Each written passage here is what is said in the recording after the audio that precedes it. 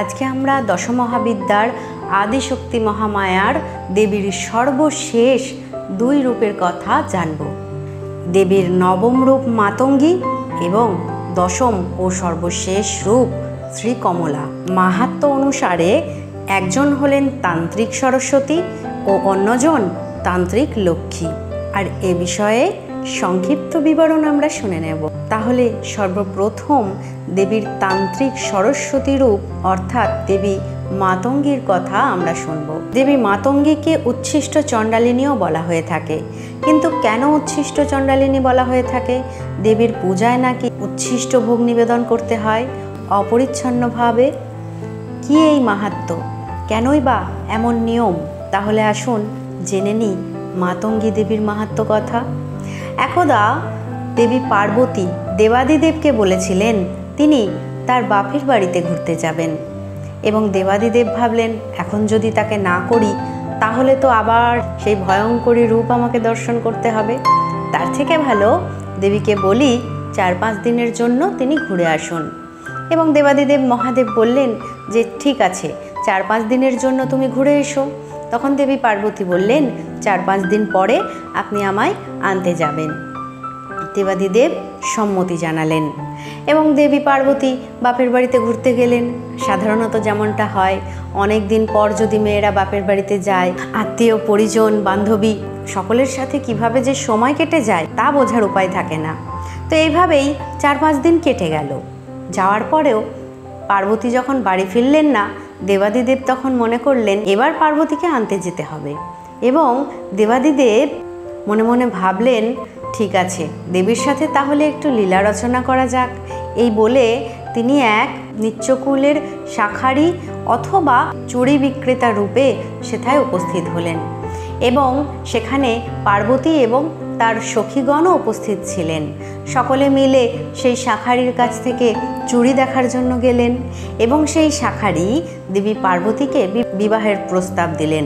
প্রথমটায় দেবী পার্বতী অবাক হলেও তিনি বুঝতে পারলেন ইনি আর কেউ নন, স্বয়ং দেবাদিদেব মহাদেব, এবং এই ছদ্মবেশে তার সাথে লীলা রচনা করছেন।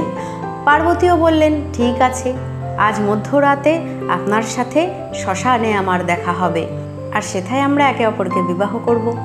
এই কথা শোনার পর মহাদেব সম্মতি জানালেন। এবার রাত গভীর হলো।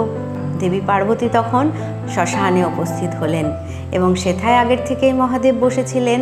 এবং দেবী বললেন আমি আজ শ্মশানে উপস্থিত, তাই চণ্ডালিনী বেশ আমি ধারণ করব। দেবাদিদেব তখন তথাস্তু বললেন এবং সেই চণ্ডালিনী বেশেই দেবাদিদেব ও দেবীর আত্মমিলন হলো। এবং যেহেতু দেবী শ্মশানে উপস্থিত ছিলেন, এই কারণে শ্মশানে যারা চণ্ডাল পত্নী, চণ্ডাল যারা বসবাস করতেন তারা দেবীর এই রূপকে দর্শন করলেন। এবং তারা যেহেতু অপরিষ্কার অপরিচ্ছন্নভাবে থাকেন, সেই কারণে সেই অপরিচ্ছন্নভাবেই দেবীকে ভোগ ও নিবেদন করলেন।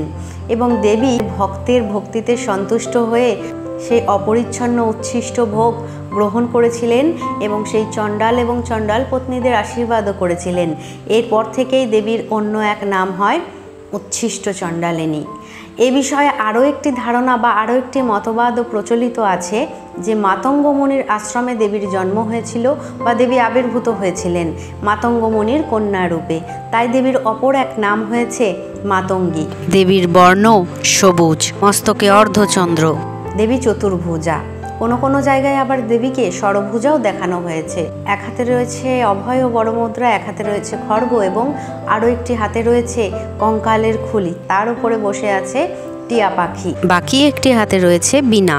সাধকের তত্ত্বাবধানে থেকেই মাতঙ্গী দেবীর সাধনা করতে হয়, কারণ এখনো পর্যন্ত যারা দেবীর সাধনা করার প্রচেষ্টা করেছিলেন বেশিরভাগ ক্ষেত্রেই দেখা গেছে সামান্যতম ভুল ত্রুটির জন্য তারা কেউ কেউ পাগল হয়ে গেছেন, নয়তোবা মারা গেছেন। কারণ দেবী মাতঙ্গীর উগ্র সাধনা সহজ নয়, ভয়ানক গুহ্য তত্ত্ব রয়েছে দেবী মাতঙ্গীর আরাধনায়। তাই সকলের পক্ষে সহজলভ্য ব্যাপার এটি নয়, আর অতি সহজে সাধক দেবী মাতঙ্গীকে সন্তুষ্ট করতে পারেন না। আর দেবী মাতঙ্গীর অপদেবী হচ্ছেন ডামরী শক্তি। সে এক ভয়ঙ্করী দেবী। কেউ যদি সম্পূর্ণ নিয়ম মেনেও দেবী মাতঙ্গীর আরাধনা করেন তাহলে এই অপদেবীর ডামরী শক্তি এসে সাধককে অনেক রকমভাবে বিচলিত করার চেষ্টা করেন, অনেক রকমভাবে ভয় দেখানোর চেষ্টা করেন। যে সাধক ভয় না পেয়ে দৃঢ় প্রতিজ্ঞ হয়ে এক মনে সাধনা করেন, তিনি এই সাধনায় সিদ্ধি লাভ করতে পারেন। তবে ভীষণ কঠিন এই সাধনা, সেই কারণে সহজে দেবী মাতঙ্গীর সাধনা কেউ করতে চান না, এমনটাই বিশ্বাস রয়েছে। এবার বলি সর্বশেষ মহাবিদ্যার রূপ দেবী কমলার মাহাত্ম্য কথা। দেবী কমলা হলেন তান্ত্রিক মহালক্ষ্মী, অর্থাৎ দেবী শ্রীলক্ষ্মীরই স্বরূপিণী। কিন্তু দেবীর দুই পাশে রয়েছেন ঐরাবত। দেবীকে চতুর্ভুজা রূপেই বিরাজ করতে দেখা যায়। তিনি মমতাময়ী করুণাময়ী মাতৃস্বরূপা এবং খুব শান্ত স্নিগ্ধ শীতল দেবীর রূপ, এবং ধনপ্রাপ্তি, সৌভাগ্য প্রাপ্তি এবং গৃহের উন্নতি সাধনের জন্যই দেবীর আরাধনা করা হয়ে থাকে। এবং দেবীর অনেকগুলি নাম রয়েছে। কমলাক্ষী, কমলে কামিনী রূপেও দেবীর আরাধনা করা হয়। এবং বিশেষ বিশেষ ক্ষেত্রে দেখা গেছে পূর্ণিমার দিনেই দেবীর পূজা অর্চনা করা হয়ে থাকে। এবং কমলে কামিনী কমলাসনা, কমল বা পদ্ম ফুলের ওপর দেবী অধিষ্ঠান করেন, তাই দেবীর এক নাম হয়েছে কমলে কামিনী। এবং বারোয়ারি থেকে শুরু করে গৃহেও দেবী কমলে কামিনীর আরাধনা করা যায়। কমলে কামিনী রূপের পূজা করতে হলে কোনো ভয়ানক সাধনার প্রয়োজনীয়তা হয় না। এই কারণে স্বল্প উপাচারেই দেবীকে গৃহে অথবা মন্দিরেই পূজা করা যায়। দশমহাবিদ্যার সর্বশেষ দুই রূপের ভিডিও আপনাদের সম্মুখে তুলে ধরলাম, এবং আজকে এই দশমহাবিদ্যার প্রত্যেকটি রূপের বর্ণনা সম্পন্ন হলো। প্রত্যেকটি ভিডিও আপনাদের কেমন লেগেছে অবশ্যই কমেন্টে জানাবেন। সকলে খুব ভালো থাকুন, সুস্থ থাকুন, সাবধানে থাকুন। ধন্যবাদ।